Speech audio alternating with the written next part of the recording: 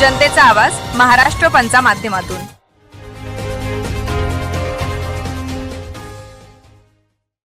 नमस्कार, महाराष्ट्र पंच न्यूज मध्ये आपलं स्वागत आहे। मी नाजिम सिद्दीकी। पाहूया शहरातील ताज्या घडामोडी। हिंगोली जिल्हा व परभणी जिल्हा स्थानिक स्वराज्य निवडणुकीचे सध्या 3 दिवसावर असलेली निवडणूक। या निवडणुकीमध्ये मान्य जिल्हा अध्यक्ष बीजेपी सुरेशरावजी भुमरे यांनी व पालकमंत्री मेघना दीदी बोर्डीकर यांनी हिंगोली जिल्हा व परभणी जिल्हा पिंजून काढला।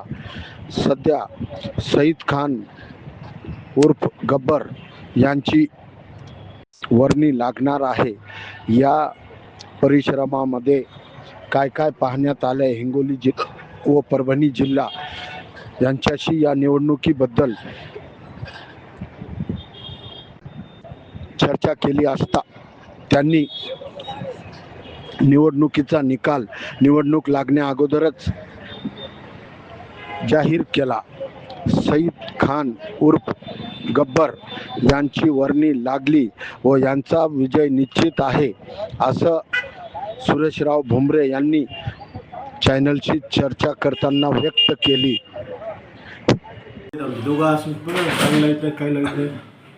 आम्ही आज जिल्हा अध्यक्ष सुरेशरावजी भुमरे यांच्या कार्यालयावर आहोत। आमच्या चॅनलशी संपर्क साधला असता स्थानिक स्वराज्य हिंगोली व परभणी जिल्ह्याची निवडणूक यांच्या भाजपाकडनं आणि एकनाथ शिंदे साहेबाकडनं यांचे उमेदवार सईद खान उर्फ गब्बर यांच्या निवडणुकीबद्दल आम्ही चर्चा करण्यासाठी सुरेशरावजी भुमरे यांच्या कार्यालयात उपस्थित आहे। सुरेशरावजी, आपण सध्या हिंगोली व परभणी सातत्य दौरे करत आहे या निवडणुकीमध्ये स्थानिक स्वराज्याच्या। आपल्यास काय वाटतं या निवडणुकीचं वातावरण? महायुतीचे भारतीय जनता पार्टी, शिवसेना आणि राष्ट्रवादी काँग्रेस महायुतीचे अधिकृत उमेदवार सय्यद भैया खान यांच्या प्रचारार्थ आम्ही परभणी आणि हिंगोलीचा दौरा केला असता महायुतीचं सर्वात जास्त मतदान आहे।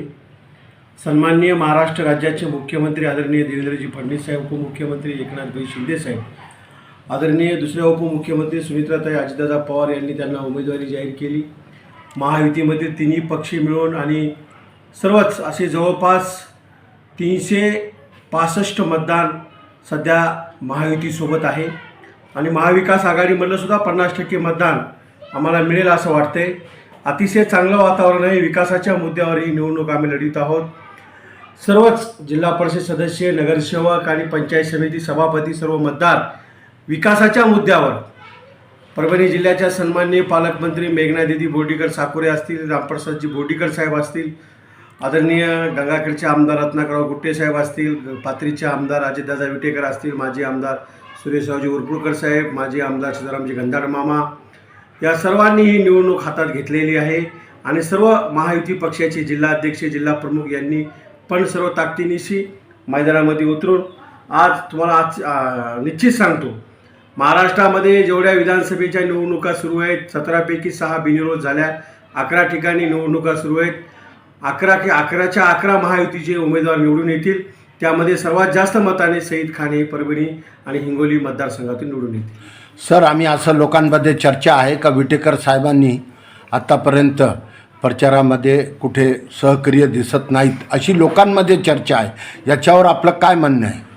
पाथरीचे आमदार अजितदादा विटेकर हे मित्रपक्षाचे आमदार आहेत, राष्ट्रवादी काँग्रेसचे आणि जिल्हा अध्यक्ष आहेत। त्यांनी स्वतः उमेदवार सईद खानसोबत बैठक घेतली त्यांच्या सर्व मतदारांची आणि त्या दिवशी पत्रकार परिषदेमध्ये ते आले होते। आज पण त्यांची बैठक आहे। त्यामुळं तसं काही होणार नाही। महायुतीचा धर्म सर्वजण पाळणार। महायुती हे तिन्ही नेत्यांनी मिळून ठरलेलं आहे उमेदवार, त्यामुळे इथं काही होणार नाही।